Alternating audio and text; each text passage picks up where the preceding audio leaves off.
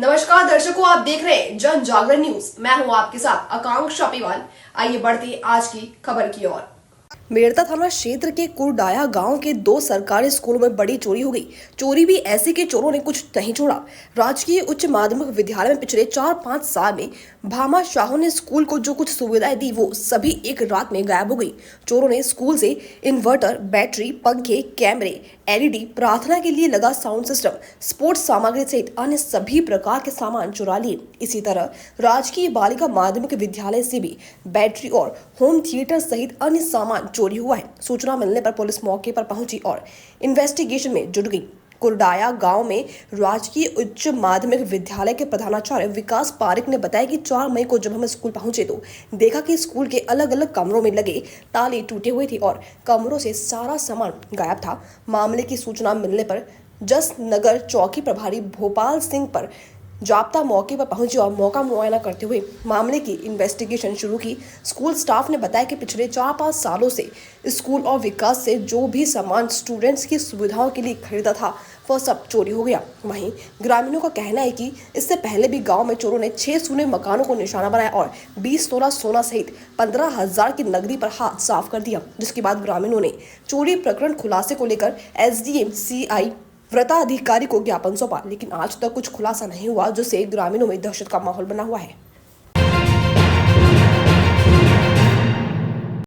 सोन नदी, जिसे पुराणों में ब्रह्मा जी का पुत्र माना गया है, सोन नदी के चारों तरफ के इलाकों को गुप्त काशी के नाम से जाना जाता है। उसी पॉइंट पर अंधाधुंध जमकर अवैध खनन बदस्तूर जारी है। जिस पर जगह पर खनन हो रहा है उस जगह से मात्र 10 मीटर की दूरी पर विश्व का प्रयागराज के बाद दूसरा संगम है, जिसे रेण बिजुल का व सोन संगम के नाम से जाना जाता है। लेकिन लालची भोगी पैसों के लिए मरे जा रहे हैं। अधिकारियों की मिली भगत से जमकर दोहन किया जा रहा है। जन सुनवाई पर शिकायत के बाद भगवा स्थित वीरा कंस्ट्रक्शन को पाक साफ करार दिया गया है, जबकि अपने क्षेत्र से कोसों दूर पर अवैध खनन कार्य हो रहा है। ओबरा तहसील के सोन बालू घाटों पर सक्रिय बालू माफिया धड़ल्ले से बालू का अवैध तरीके से खनन कर रहे हैं। भगवा घाट पर सक्रिय कारोबारी एनजीटी के नियमों की अनदेखी कर नदी के बीच धारा त्रिवेणी संगम से बढ़कर सिंदूरिया से बालू निकाल रहे। स्थानीय लोगों की माने तो खनन करने वालों ने नदी की धारा भी मोड़ दी। शिकायत के बाद भी इस कारोबार पर विराम नहीं लग पा रहा है। उत्तर प्रदेश के सोनभद्र के भगवा में राज्य सरकार द्वारा वीरा कंस्ट्रक्शन को बालू लीज 5 साल के लिए दिया गया। वीरा कंस्ट्रक्शन द्वारा सारे नियम को ताक पर रखकर बालू का अवैध खनन किया जा रहा है, जिससे पर्यावरण का बैलेंस बिगड़ रहा है। बालू कारोबारियों द्वारा अधिकारियों की मिलीभगत से पोकलेन नाव लगाकर 50-50 फीट गहरे तालाब बना दिए गए, जबकि एनजीटी के नियमावली के तहत खनन 3 फीट तक किया जा सकता है। वहीं बिना इजाजत के नदियों में कच्चे पुल का निर्माण किया गया है। यहाँ एनजीटी और खनिज अधिनियम के आदेशों की जमकर धज्जियां उड़ाई जा रही हैं। हालात ये हैं कि यहाँ 1 किलोमीटर तक नदी के तहल्टी में बड़े बड़े तालाब बना दिए गए हैं। नदी क्षेत्र के दर्जनों जगहों पर मुख्य धारा को मोड़कर रात के समय अवैध खनन 10 गुना रफ्तार से चलता है। अब देखने वाली बात होगी चुनावी मौसम में सोनभद्र का मुद्दा क्या बनने वाला है। रवि प्रकाश चौबे। रवि जी, या गुप्त काशी कहे जाने वाली धर्मस्थली जो सातों बहनी शीतला हैं, उनको खनन माफिया बड़े बड़े मशीनों से, नाव से चारों तरफ उनके खनन कर रहे हैं। इस पर क्या कहना चाहेंगे? आपको जैसा कि विगत वर्षों में आपको ही पता है, लगातार तीसरा वर्ष ये हो गया। हम लोगों ने लगातार इसका विरोध किया, उन स्थलों के बारे में शासन सत्ता को भी बताया, सबको बताया गया, लेकिन उसके बावजूद भी यह खनन हो रहा है। जबकि यह ऐसा स्थल है, आज हमारे बीच में महाराज जी हरिद्वार ऋषिकेश से आए हुए हैं, केदारनाथ से, वो एक ऐसा स्थल यहाँ चाहते हैं जहाँ जो जल के बीच में हो, 3 नदियों के संगम के बीच में, जहाँ जाने के लिए मात्र केवल नौका से जाना पड़ता है और वह स्थल कभी पानी में, बाढ़ में डूबता नहीं है। वहाँ 7 शिलाएँ जो है चंद्रमा ऋषि की 7 पुत्रियों के वहाँ पर अवशेष के रूप में आज भी विराजमान है और क्षेत्र की मान्यता है। स्थानीय स्तर पर लोगों ने इसका विरोध भी किया है। इसके बावजूद भी अगर वो यहाँ खनन हो रहा है तो ये निश्चित ही बहुत दुख का कारण है और प्रकृति के असंतुलन का कारण है। क्योंकि आज वैज्ञानिक भी अगर सोनभद्र जनपद में आ रहे हैं तो सोनभद्र को जो है केवल वैज्ञानिक बता रहे हैं कि धरती के संतुलन का पॉइंट है, क्योंकि दुनिया के धरती को नाप रहे हैं और जो भौगोलिक स्थितियाँ यहाँ पर मौजूद हैं, जो प्रत्यक्ष प्रमाण यहाँ पर मौजूद हैं, उनके अनुसार यह धरती के संतुलन का पॉइंट है। इसलिए इस स्थल को सुरक्षित रहना चाहिए और मेरी यही आप सभी से विनती है कि आप सब लोग इस पर आगे आएँ और हम जीवन को बचाएं, क्योंकि जल ही जीवन है और यहाँ शुद्ध पवित्र जल है। यह ऋषि मुनियों के समय काल का यह त्रिवेणी संगम है, यह अद्भुत संगम है। इसलिए हम सभी लोगों को इस संगम पर आकर के अपना पुण्य का लाभ प्राप्त करना चाहिए। क्या नाम है? कहाँ के हैं?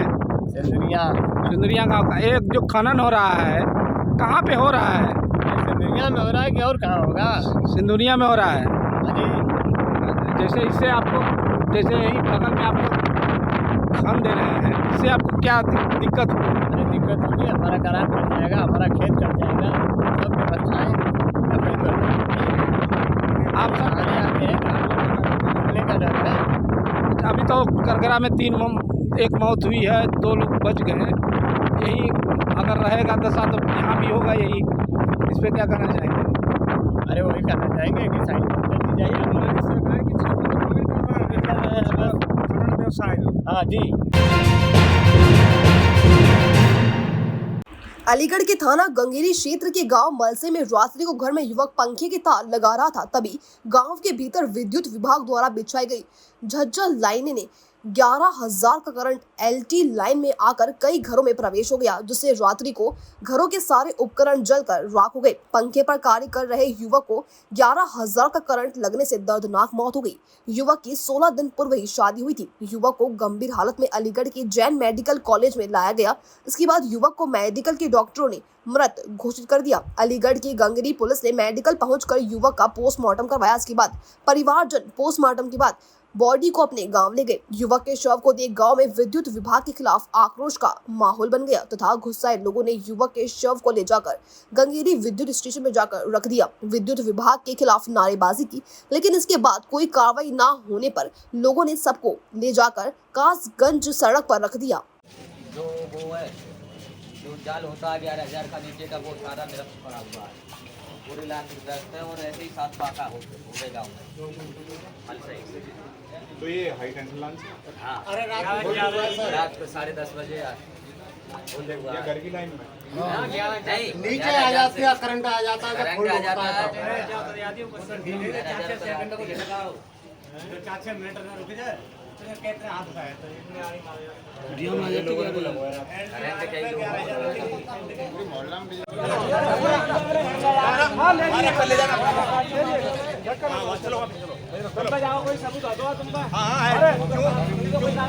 जो वहाँ है वो मेडिकल है, पंचायत में नहीं हुआ इसका, वो पुलिस नहीं है, पुलिस नहीं है वहाँ, बगैर पुलिस के यहाँ भी ले आए। फिर अब तो हो गया पुलिस। चलो वही रखो,